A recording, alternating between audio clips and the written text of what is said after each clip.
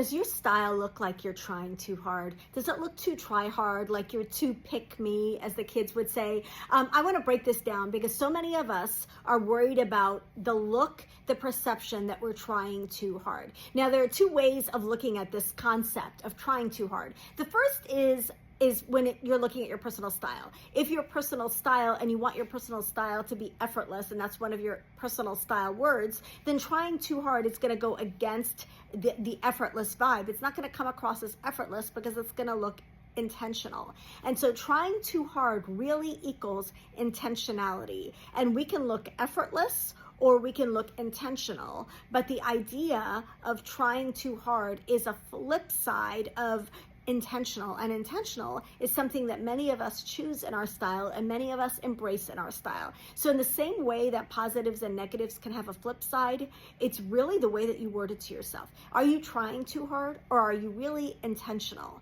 So that's the first way I would look at it. The second way I would look at trying too hard is that it's a way of, when people tell us we look like we're trying too hard, it's a way for them to tell us to not make such an effort because they don't want to make an effort.